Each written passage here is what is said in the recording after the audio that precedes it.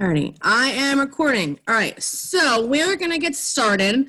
I don't want to take up too much of you guys' time. This is my fancy title for this training: Family Coaching for Virtual Instruction. Focus on instructional control and appropriate seating at work areas. How's that for a title? Look at Marcy's face. So because Donna expressed some concerns that were expressed to her about virtual instruction and parents having kids kind of strapped into their seats, right? So that's where this whole conversation started.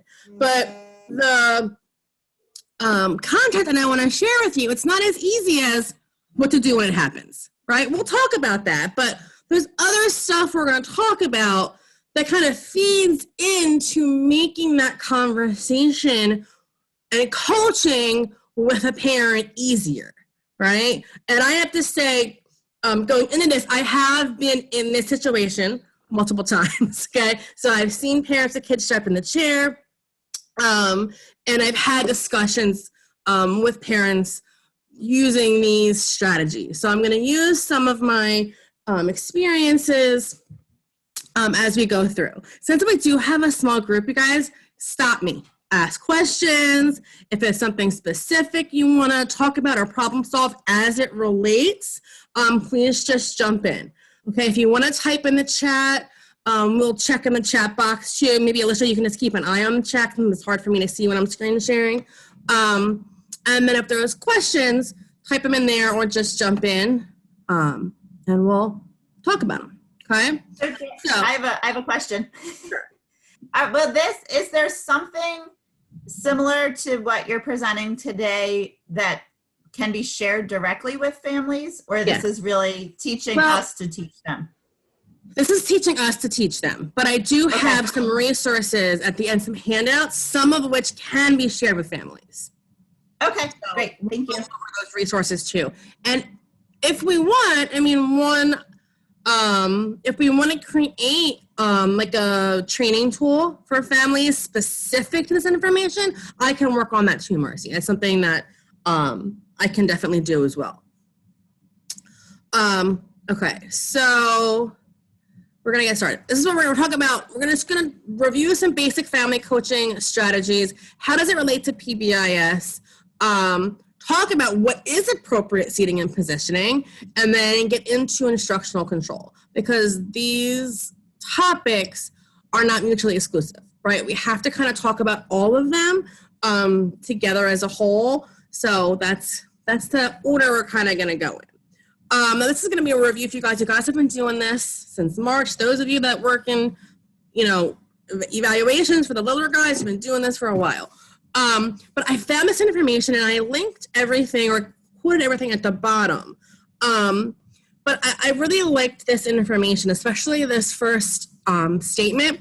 It says, family coaching, they're talking about specifically, is an interaction style, not necessarily a model of service delivery or intervention, right? Because we have been aligning, like I think I have anyway, family coaching with like a mode of service delivery. Well, are we doing like direct instruction? Are we doing family coaching? Like, what are we doing? And this information kind of made me step back a little bit and say, we should be doing family coaching regardless of if we're doing direct instruction with the kids, right? This is a part of this virtual instruction. It's an interaction style between us as staff and the families, okay? So there's 5 evidence-based characteristics of family coaching that will help to build confidence and competence.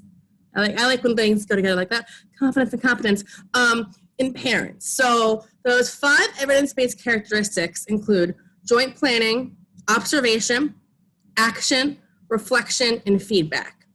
I'm gonna switch my slide because all of these things have links to PBIS. And not only links to PBIS, but we're gonna talk about instructional control, they have links to applied behavior analysis, okay? So I love when things match.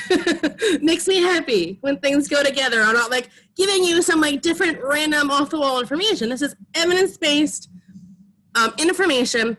How can we make family coaching work? And how can we have these conversations with families and make them more comfortable, right? So I kind of linked some of the stuff we've talked about in PBIS with some of those 5 evidence-based components of family coaching, right? So that joint planning, okay? And you guys do a really, really great job of this. I know in your team meetings and, your collaborative teaming is amazing, right? And just making sure we're including the families as part of that team, right? Set expectations for your session, okay? Even if it's a quick email. So I've been, I'm back in the throes of having a caseload because Braylon from Bucks County is on maternity leave. So I've been really trying my hardest to get an email out to families before, even if I'm just co-treating, even if I'm on a session, to say, hey, gonna be in session today.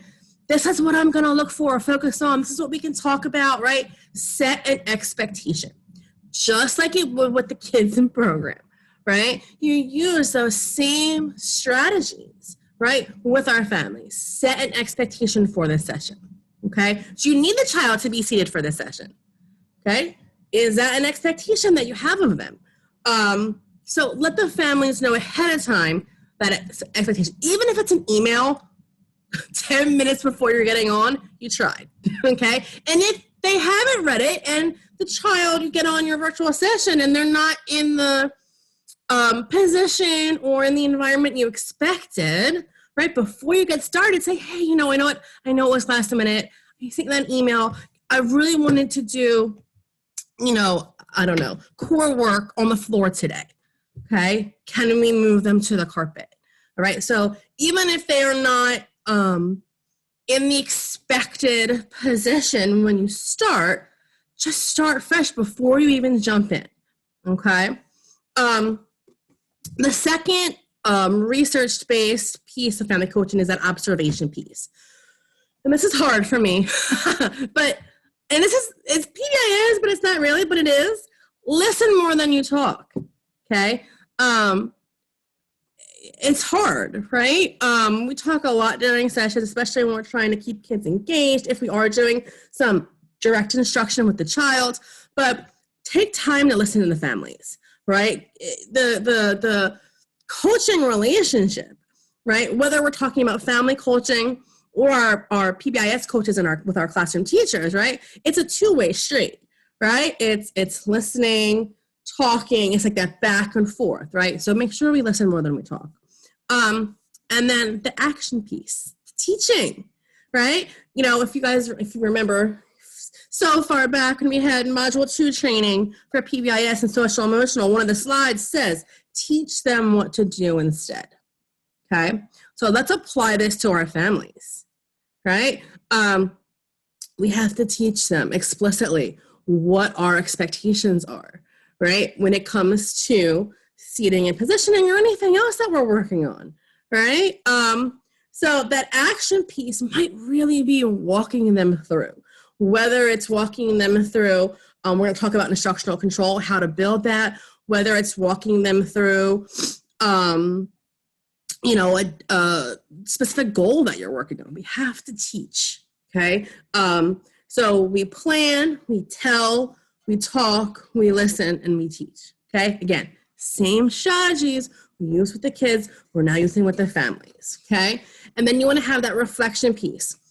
I know for me, I've been really trying to do phone calls at the end of the week with each of my caseload families.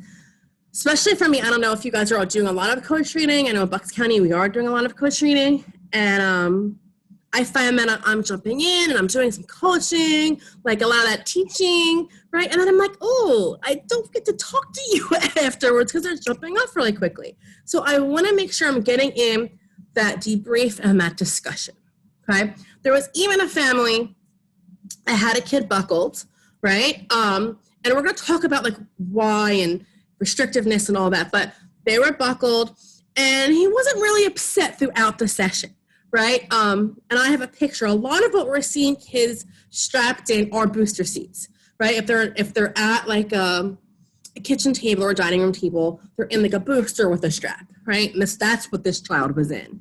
And I was like in the back of my head, like I saw it as soon as they came on, and it was grandma that was helping with the session. Mom was kind of floating around somewhere, but I know because I've talked with the parent, I had a relationship with them, that she was very thankful that grandma was there. Grandma was helping. She probably thought she was helping grandma by having him in the seat. And he did really well. It was a speech session. He was requesting videos. He did phenomenal. So I didn't jump in that moment, right? Because I had speech, I had the teacher on, I had grandma there. There was like audio issues, so we couldn't really hear grandma. I'm like, now is not the time for me to discuss this. But I had a phone call with mom the next day. I said, hey, like I talked to mom and I said, you know what? He doesn't need to be in the seat, buckled in, right? Do we have another, we can use he does have a smaller table. We can use a smaller table. And especially if he gets upset, I said, especially if he gets upset, we want to let him out. We want to give him that freedom, that flexibility, right? To move his positioning. So I had that follow-up conversation with mom afterwards as more of a reflection piece. So I think that's really important too. One thing in program, not so much with you guys at Delco specifically, but in general, we don't always bring things up, right? So here's an example. Like there's a new PCA in the classroom and I don't know what she did. She did something that we typically wouldn't do, right? Maybe she said, stop kicking that or something, right? So she used negative language. And we didn't get to correct her in the moment. We were busy doing something else. We kind of let it slide, right? Which happens. I mean, it happens. But then the next day, she's doing it again, right? At what point, right, do we talk about it, right? Because if we just let things go, if we don't have that reflection, that moment of like, oh yeah, by the way, I didn't get to talk to you about this yesterday, but we really try to use positive language. So today, why don't we try, when they're, kicking something, give them an expectation and say, hey, let's go to the art center and do our project with our friends or something, whatever. Danielle, right? Real quick, Amy did such a good job of this today. You were like, about the no thank yous. You're like, oh, I do that all the time. Like we try not to say no thank you and you made it so comfortable and like, it was good. Yeah. Thank you, Bridget. Because I'm always worried. Like, I don't want to be that person that's like, don't do this, don't do this, don't do this. Because, like, we don't want to do that to our kids. But it's like, in the same sense, like, I know that I catch myself doing that. Especially the no thank you. So. Yeah. And it's true. You know what I mean? Especially being home and, like, not being in program for so long and then back and forth. We kind of get back in old habits. And that's okay. It's that acknowledgement, right? And then when you're trying to talk to someone else about it, you can say, like, listen, I do it all the time too. Like, it's like something that I'm working on, but you have to make it not like a threatening, not that you're calling somebody out. It's like, oh, hey, by the way, and part of that is building those relationships with the other people in your classroom, with the PCAs, the classroom team, and especially with the families, right? Because I feel like it's harder for me. I love you guys. It's easier for me to call you guys out than to call the families out, right? It's just I have more established relationship with you guys, and I'm coming from a place of love, and I talk to you guys, and we can talk about it, right? But it's hard when it's virtual, number one, right? So you're not even right there, and then it's a family. So some of these practices are just practices that the families have, and they don't know. You know what I mean? They don't know they're doing something that we typically wouldn't do. So it has been harder for me to have these conversations. But by using all these strategies, it's making it easier, right? So that reflection piece, even if you can't do it in the moment, coming back and talking about it as soon as you can. And even if you do talk about it in the moment, you still might need to do that follow-up to say, this is why, we talked about this today. That's really important. And then the feedback, 5-to-1 ratio, right? Like Bridget just pulled some out of Amy and gave you some positive feedback right there, which is amazing. But are we doing that with our families, right? Are we, like when we're in these sessions, calling out the positive too, right? Are we maintaining that balance between correction, right? And the coaching is guidance, right? So, but we're still giving them directions, right? So we have to get this balance of positive feedback as well, right? So maintaining your 5-to-1 ratio. So that was a lot of talking on my part, but that I wanted you guys to see those links, right, between those evidence-based pieces of family coaching and PBIS, and how these are things we should be practicing. And I'm not saying we're going to do this perfectly, right? Nobody's perfect, but we should be striving to hit these pieces, right? That planning, observation, action, reflection, and feedback. And Brianna jumped on. This is key to one thing we talk about a lot in our behavior department meeting is behavior skills training. Okay, same as how we teach using applied behavior analysis methods, right? You have to talk, you have to show, you have to transfer the skill to the parent, you have to provide them positive feedback, right? You guys will see these patterns, right, of teaching and reinforcement when it comes to our kids, to staff, and other families, right? All right, I'm going to switch gears a little bit because we have to, we do want to focus our conversation on how this started, right? Appropriate seating and positioning. Things to consider. Number one, OT and PT recommendations, especially for kids that do have some physical disabilities, right? That have or need either have or need equipment at home, right? Do the parents have what they need? And that's on here too. Do they have available equipment that is appropriate, right?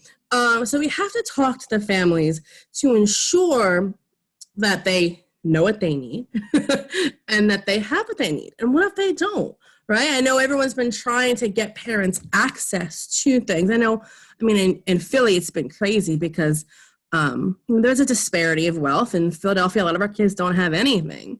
Let alone a small table. So we were I know a lot of the staff and the program directors were, going on yard sale sites and trying to find tables and chairs for our kids. And if our kids at Delco need that too, then we can do that too, right? Trying to find those appropriate pieces of equipment or furniture for our kids might be really important.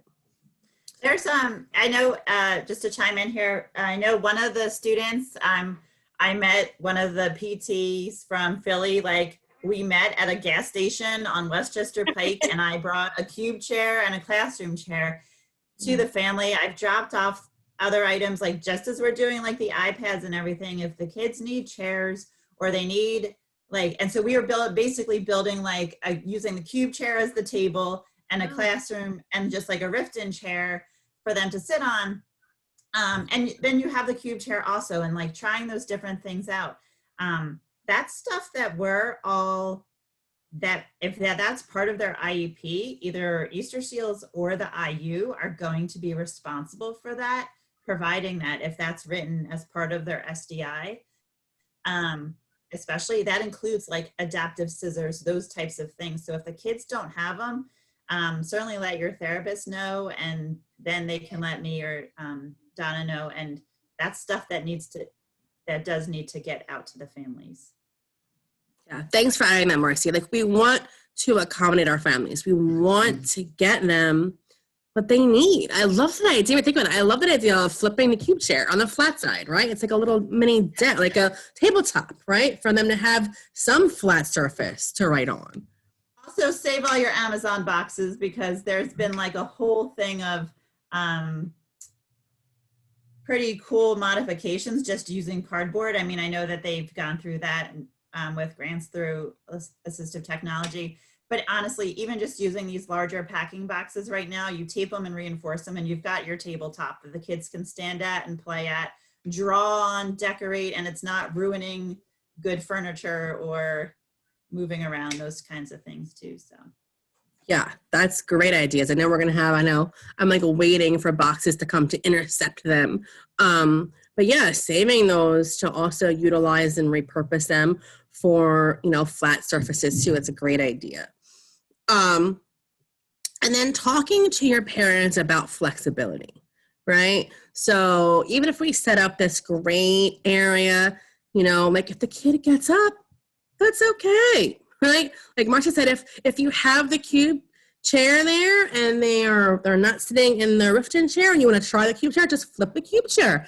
Have a variety of means of flexible seating, right? Remember, these are still preschool kids, right? Can they sit in a beanbag, right? Like, talk to your families about being flexible and what different types of flexible seating might look like. And then restrictiveness. Now, these are the hard conversations, right?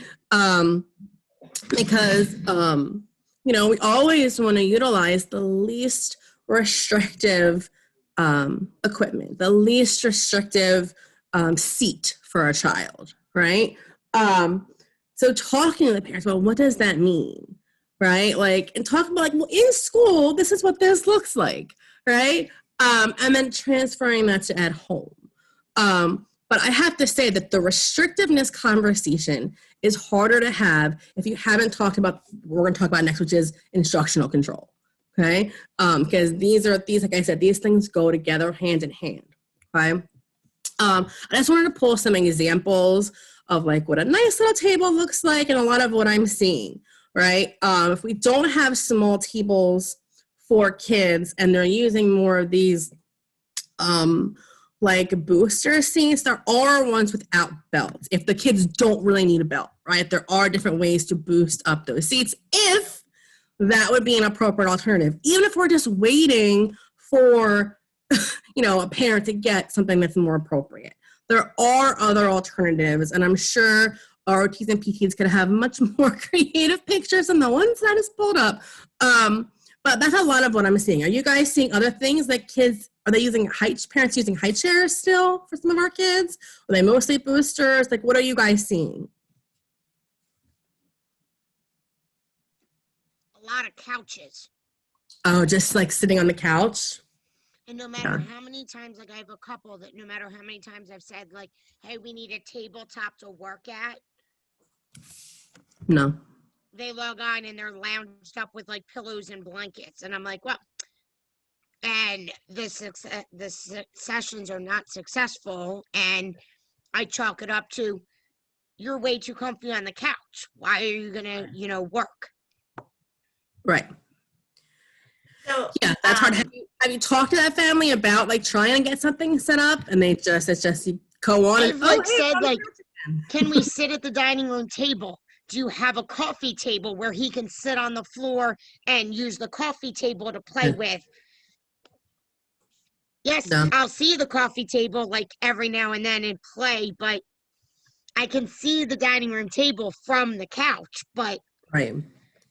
Anytime I ask to sit down, oh, we're okay right here. Oh, he can work here. Yeah.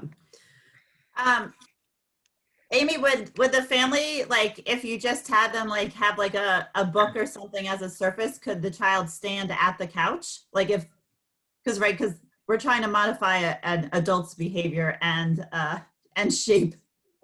And I think that's more what it is the adult's behavior. She doesn't want to get off the couch and, right. work at a session. She wants, to lounge and. Right. But even if then they put I'm thinking of those big hardcover picture books, make that as their lap table, and then even if they held it on their lap, then I've had families, I'm you could just put me down on the couch, put the iPad or whatever down on the couch so that I can see. Mm-hmm. I'll make a note of it, and it's right. We all have to come up with oh, this has worked one time for me. Or identify the barriers. Mom wants to sit on the couch. Okay, that's the barrier, right? So how can we work with that, right? Try to find a larger hardback book that can be your surface, right? That's something to try. And again, try to set that expectation early in session. Oh, hey, remember we could talk last time? Can you go grab a hardback book real quick so we have a flat surface? I want to work on put-in activities today. Actually, Amy, if you haven't, I was just at Five Below, and they had those plastic lap trays. Yeah. And I think that those would be fantastic holiday gifts for all of our kids at home, because then they can sit wherever, and you just have the tray, and they can have their supplies right in the little pockets next door. Who's gonna buy all them? Hey, a lot of family, this is all you write in your little weekly note. A lot of That's a families good are asking idea. what holiday gifts might be available, might be good for my child. Holiday then- gifts that support virtual learning. You know what I That's mean? awesome. Like something like that. Just put it right in there. Put a couple little ideas. You know? I love that idea. It travels, actually- it cleans, it can be on a couch, it can be on a floor, it can be on a bed, it can be. That's like where they can have their little legs out and it just has the two little sides. Yeah, they're That's no, what they I can be use. cleaned. I use that at home. See?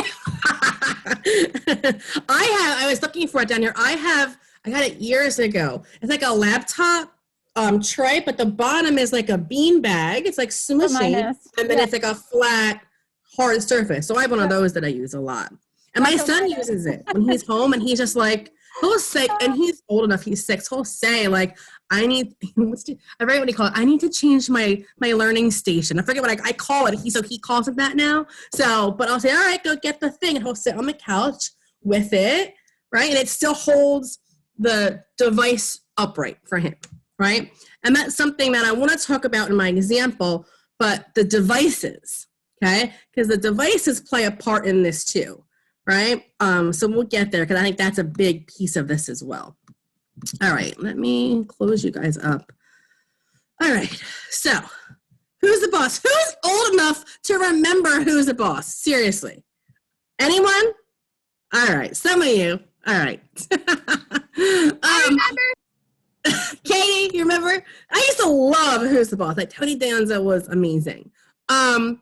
So I did not come up with this association. I linked at the bottom. It's iloveaba.com. When I was looking up information to use under for instructional control, this came up. I'm like, how appropriate, right? So who's the boss, right? Think about it. Think about some of the families we work with and some of the kids that run the show, right?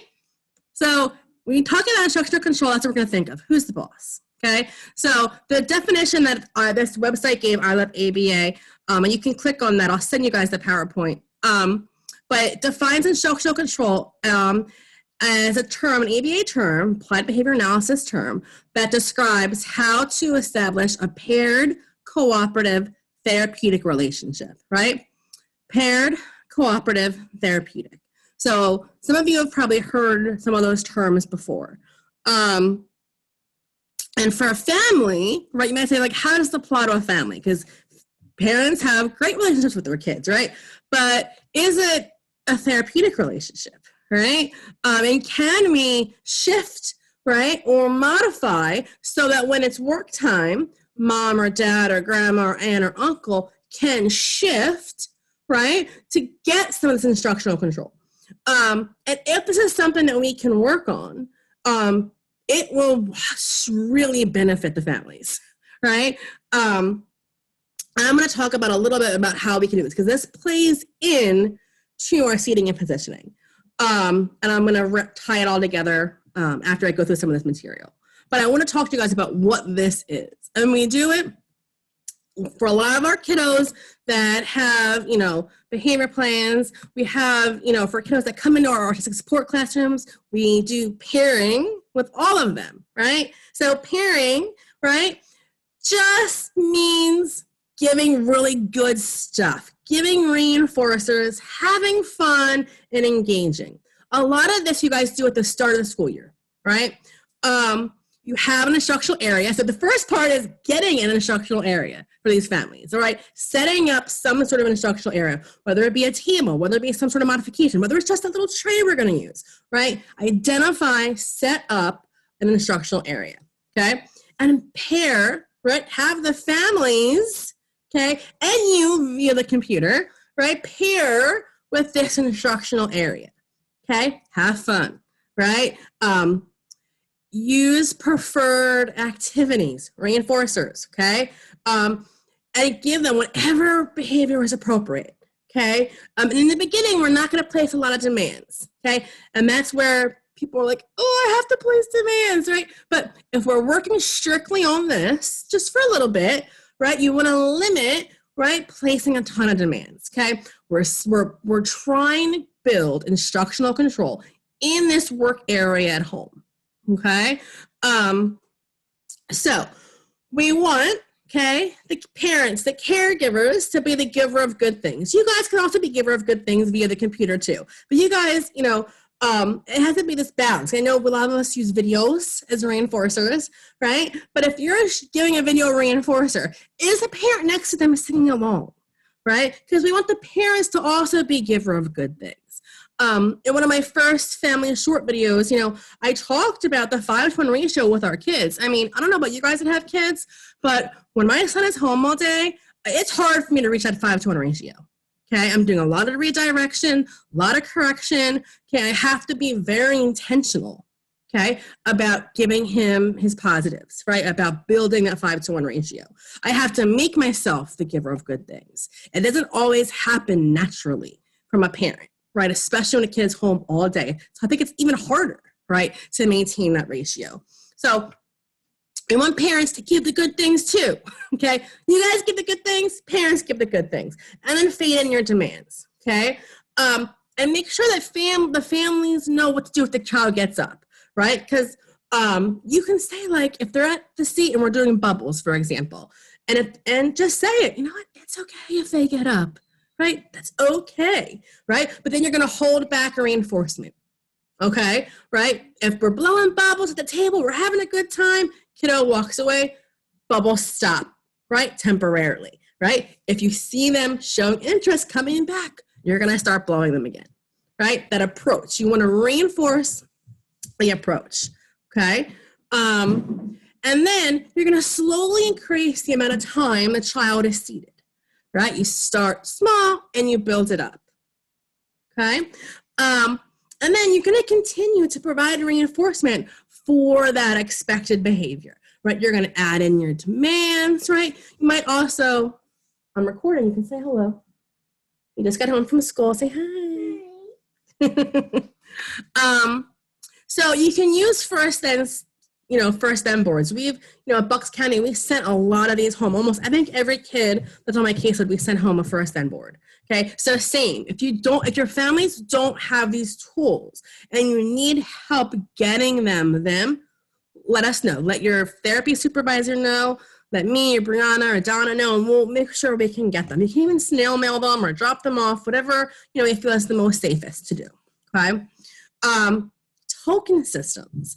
I have one kiddo that we got them using a token system this week. And this is a kiddo talking about instructional control. It's been a challenge, right? But if you're increasing the demand of how long a child is going to sit, right, they have to know when they're going to access reinforcement. And those token systems, this kid is just the letters of his name, which I love because it teaches, matching letters, recognizing his name. So I love how it pulls in the pre-academic part into that. Yes. So everything took, and we walked mom through the token system, and it was really explicit, right? It was like he was doing receptive ID with flashcards. So mom was holding up 2 flashcards. I was on with speech, and then she was like, touch bug, right, or whatever. He would touch it, and then I was like, all right, give him a Z, because it stung his name, right? So I prompted her to do that, give him a Z, and then say, great, you have 4 more to go, right? And we did this through and then I was like, making sure it was rapid task, right? She had the flashcards ready. She gave the, touch bud. I was like, great, now you get an E. And it was a little exhausting at first, but we coached mom through the whole thing. And he accesses reinforcement at the end of the token system. So that's another way to build up an instructional control and to have a child seated for longer without that reinforcement constant, right? But in the beginning, that's what you want to do, okay? Danielle, can you hear me?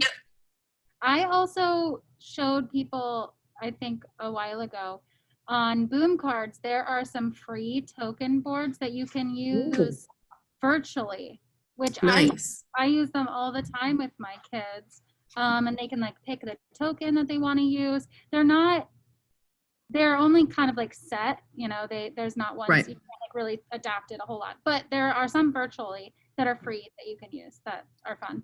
Yeah, and I just started, like I said, I just got my virtual caseload in the past couple of weeks with Braylon going out, but I just started exploring the use of boom cards. I know some of you guys are way more tech savvy than I am, but yeah, any way that you can set up that token system for our kids, right, it's just going to extend the length of time, right, that they're engaging in tasks, right, and you can hold off reinforcement, right? So that's kind of how you fade out, right, how you go from pairing, right, where it's like reinforcement, constant, right? And then it's like I'm fading in tasks, I'm going to slowly increase it, but you're going to know when you're getting your reinforcer, either through a first them, a visual schedule, or a token board, okay? So this is all part of how we get parents to see the value in a child not being strapped, right? Because it's hard. It is really hard, and it might seem like you're going backwards a little bit, right? So I'm going to give you an example of a kiddo that I've been working with in Bucks County.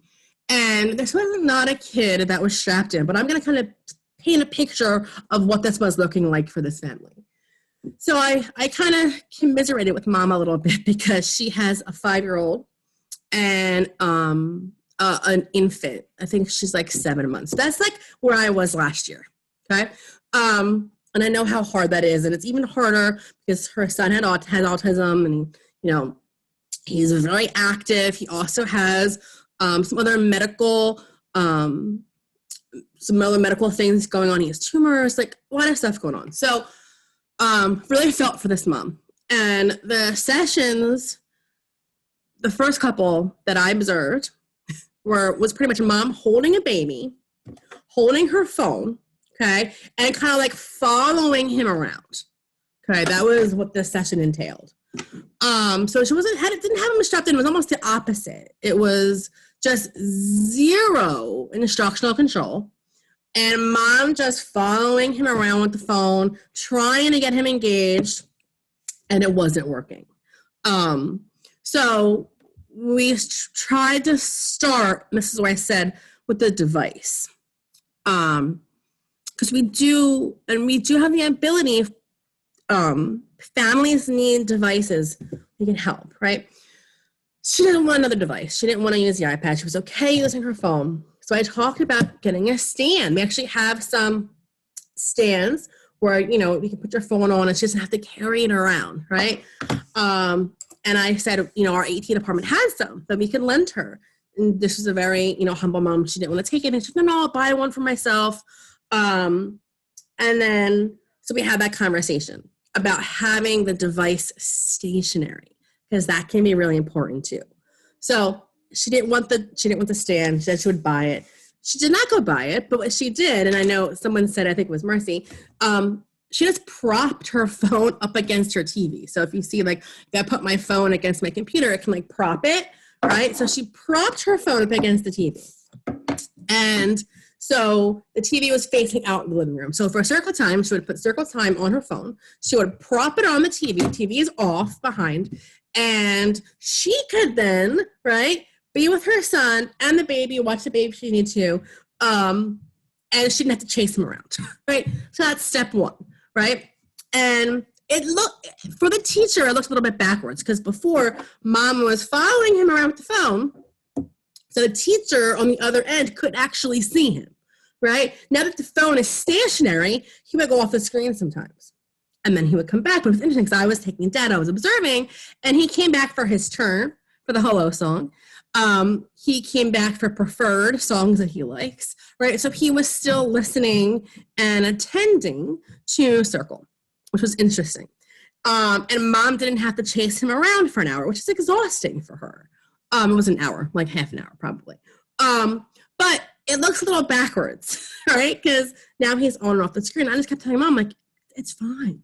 It's fine if he goes and he comes back, right? And so the next step of this family is we're going to get a little table and we're going to put it like right where she propped it, right? A little table, a little bit chair, and we're going to have mom get some preferred activities and see if he can start pairing that table with some preferred activities. Maybe we'll just have a circle on the background. That's our only demand, right? But we're going to have some preferred activities going and try to gain more instructional control in that environment.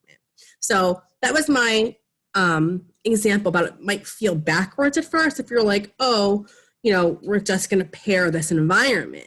But in order to gain that control, the child first has to be reinforced for simply being in the environment that you're setting them up.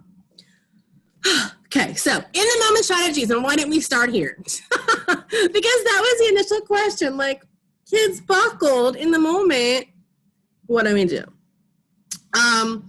So it's really hard if you don't have the other pieces in place. So that's why I wanted to start with other parts, the effective family coaching and working on instructional control. Setting the expectations of the setting, right? Creating a learning station for the child, building the relationship with the family, and working on instructional control. They're all your prevention strategies, right, for the buckling them in. The reason parents do it is because they think that's how they gain control, right? My kid will sit still if I buckle them in. They'll stay in front of the screen if I buckle them in. Isn't that what you guys want, right? So we have to help parents to understand that that's not our goal, right? Though it's okay if they're not buckled in a seat, right? It's okay if they're, you know, at a table, if they're kneeling on the ground, you know, with the table up here, and they can, you know, draw, or they can do an activity, like, that's okay. It's okay if they get up and they, you know, we can guide them back, right? So we have to have those conversations with families, and working on those things we talked about will make that easier. But you still might realize, oh, I'm in session and they're in a chair and they're strapped. Like I said to, I think it was Amy earlier, restate the expectations of the session before you start. And you can include that they can get up, it's okay, right? Or like Amy said, the family on the couch, like, hey, you know, I sent you that email with like a bunch of different ways we could have a flat surface. So are you able to grab like a flat book or a box or something that we can have for a flat surface so we can work on a puzzle, right? So restate your expectation at the start of the session, okay? Excuse me. And then if they're strapped, the parents let them out, give them additional guidance so they don't feel like, I've seen it, they feel like a little panicky, where it's like, oh, there they go, right? You can say, you know, let them run for a minute if it's safe, and then set a timer and we can talk for a minute, right? So again, use that family coaching strategy. I'm saying, okay, you know, as long as they're safe and the parents can see them, it's okay if they're off camera. It'll give us time to talk for a minute. I don't have it on here because it didn't fit, but I feel like it goes with what we're talking about. Something that's coming up a lot in sessions is, you know, we do talk a lot with families, right? With parents, with the kids sitting right there. So if the kid's not engaged in something, and I hate interrupting, but a lot of times I'm like, hey, let's just pause for a second. Can you get them something to do while we talk? Right? Because the kid's like grabbing on mom or like trying to get her attention or maybe even crying, right? So acknowledging, you know, just like if we were in the classroom, right? And we work a lot about like not having those adult conversations and not including the child. But try to do that in your sessions too. And I've done it a lot. It's like, hey, like, you know, if we're just going to talk, it's totally fine. Can we get them something to do so they're not bored? And I've even acknowledged the child's feelings, like, oh, they look really sad right now. They look upset. Like, what can we do? Let's get them engaged in something, and then we'll talk more later, right? So try to use those strategies too. If you're trying to have that minute to talk with mom, it's fine, but you know, make sure the child's staying engaged. Yeah. Hey, sorry. I'm sorry that I'm getting feedback here too. I think it's coming from my computer. But the other thing that I've been trying to work with families on in general is that this is a process, right? And that if everything that I asked of the child that they could do already, they would not need us. Like, that's not, like, we're going to make we're going to present things that are challenges so that they can teach and learn and grow.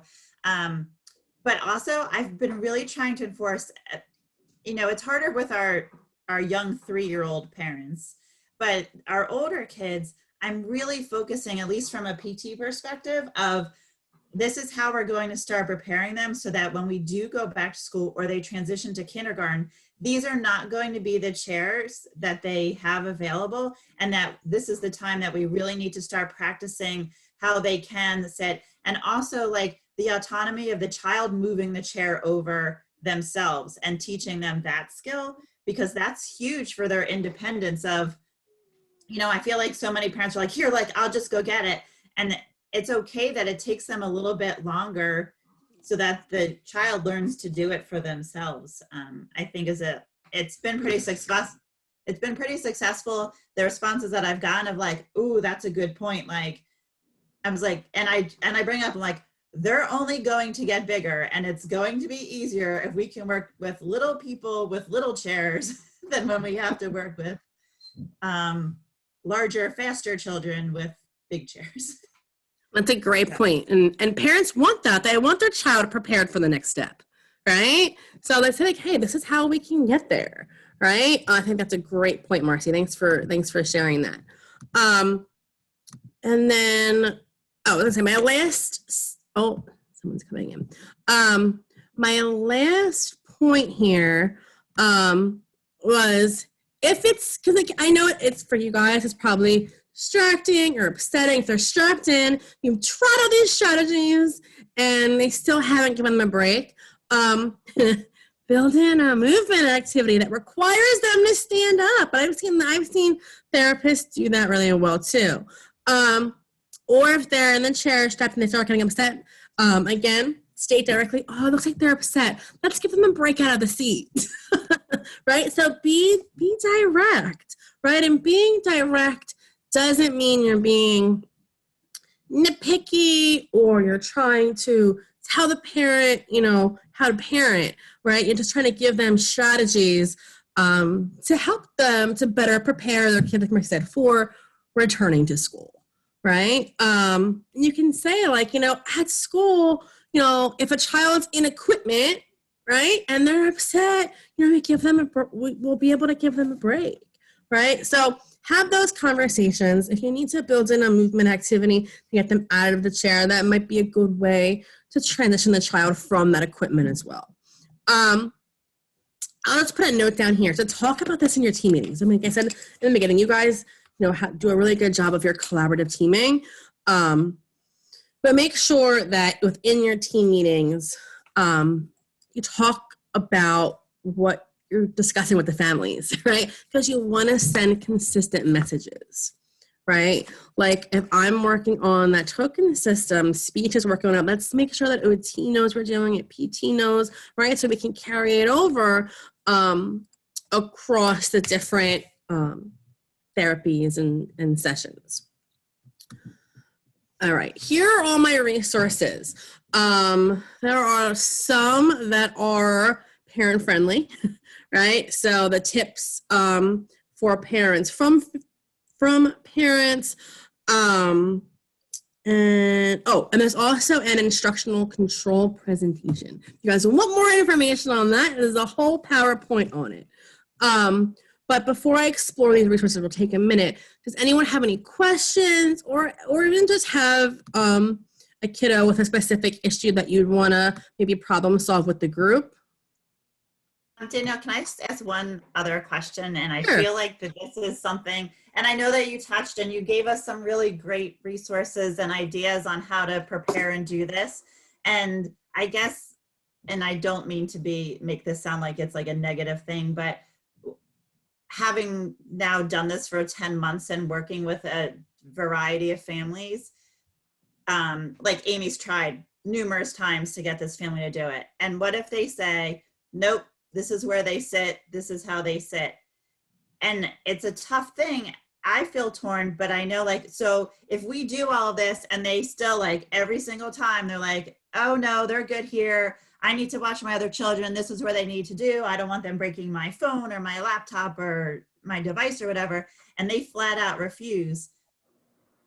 I guess, and I know I've personally had this conversation with Donna also, is that some of the families who are like, okay, like the safest part in their house is for their child to be sitting in their high chair or their booster seat, and they're strapped in the table. And if it's for safety, where's the line of when we say they can't do this, and when is it like, all right, we'll try again a different way the next time? Because it's still their house, right? Yes. So did Donna ever come on? I don't think she ever came on. So you guys can talk more with her about this specifically. But Donna brought up a case to me that I was Here. Oh, hey, Donna.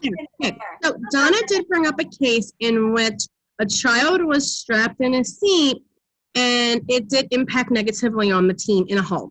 Okay. So I feel like we need to use our strategies as best as we can, right? Work on instructional control, work on the learning environment.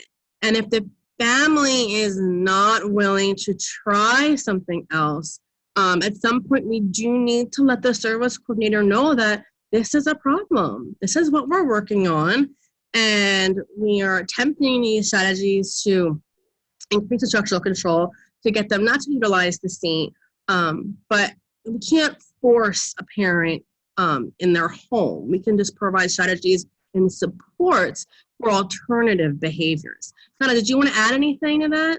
I agree. I mean, we need that. It's their home, and especially if there's safety concerns involved. But it's really a teachable moment, and the rationale as far as why we don't want them to do it, and providing all those other strategies. Awesome. I have a question. What if you're not sure of what the kid is sitting in?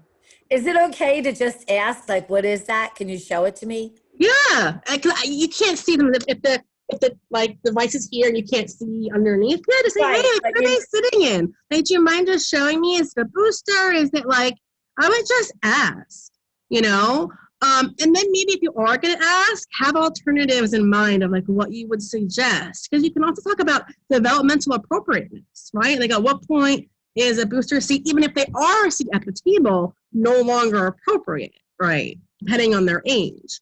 So that may just be the parent knows that's where they sit and that's where they eat, and there's a flat top. But again, like, Yeah. giving them an alternative, and we could certainly drop off, a small chair and a table, a small, sit on the floor with the cardboard box with the cutout. I mean, there's so many different options that we could provide. And yeah, Donna, we talked about that. Like, we'll find something. If it's a matter of not availability, right? And they need something, we can help to facilitate, a tabletop space and a chair. And Okay. some of the families, it's not short term. They're going to be there till June. Right. Well, and I think that it's a good moment too to talk about just your general adaptive skills, right? Like, also to do a check-in of like, and I hadn't really considered it, but it's a good thing of like, all right, show me how they climb into that chair, how they climb out of that chair. Are they responsible for that? Because that also changes the script, right? Of, oh, they have independent access to get up and down from that chair. Then there's a different story with that also, right? Yeah, my son got to a point where he was still in a booster, he could climb in and out of it perfectly fine, and I didn't strap it. Right? So I think we have to ask those questions. Deb, did you want to add something? I want to ask a question. What if we did get a nice chair? The physical therapist got a nice chair for a little person and a little cube to put in front so they could get in and out, be so easy. And actually, when the dad has charge of the session, the child's sitting in it beautifully. She had a great session, but the mom still holds her on her lap. Sometimes the mom meets me and she's on the floor, and that's great because we can play with toys and she scoots around and gets her toys. So I just kind of meet her where she is. But today the mom just looked really sad, so I didn't ask her to find the chair. I just left her. But when you leave someone on someone's lap, they can't do very much.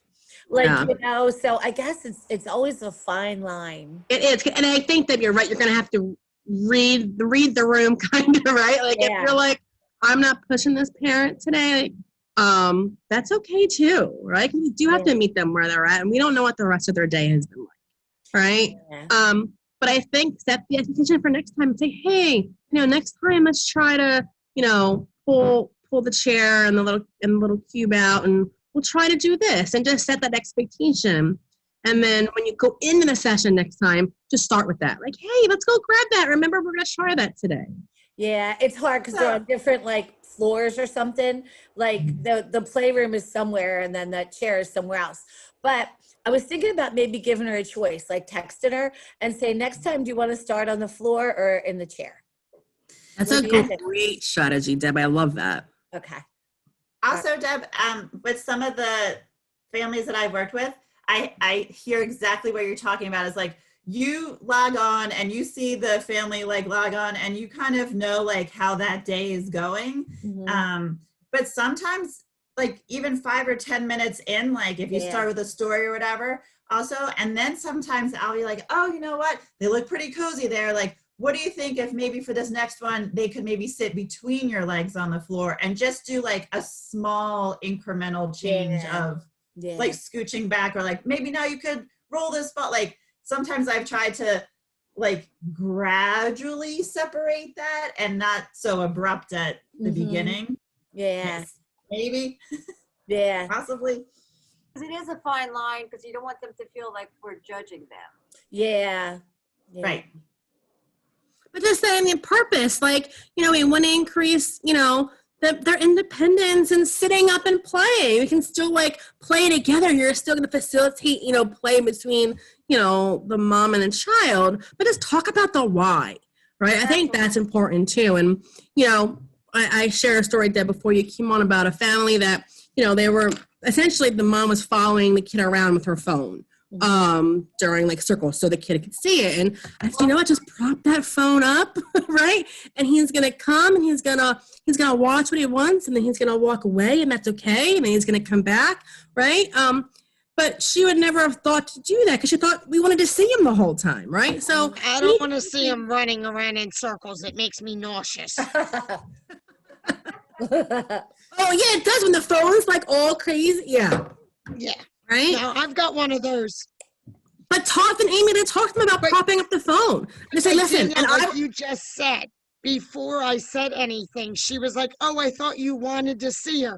No, I don't need to see her running around. But that's what I said. I'm like, just prop it up somewhere where she can sit. And then when she comes to it, she comes to it. Otherwise, it's okay. But I don't need to see her running up and down the steps as I'm trying to teach the other kids. Right.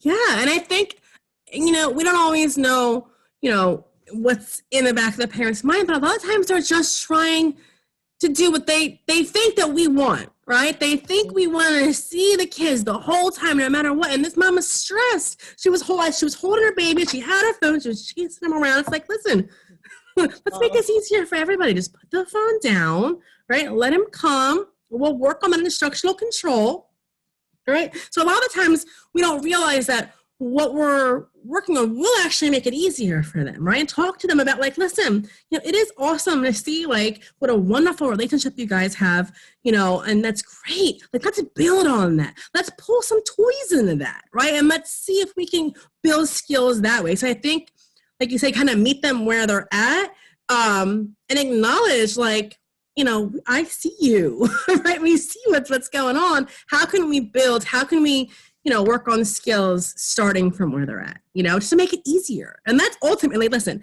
any of you that have kids, that anything that a teacher's going to tell me is going to make my life easier, I'm going to do, right? It's super stressful. Anyone else? I know we're a little bit over time. It's 4:34, but any other questions or anything else you guys want to problem solve while we have the group together on here? All right, I'm good. Okay. All right, I'm gonna. A question. Is this recorded? Because it is recorded, Donna. Yeah, I was gonna say I'm gonna stop the recording.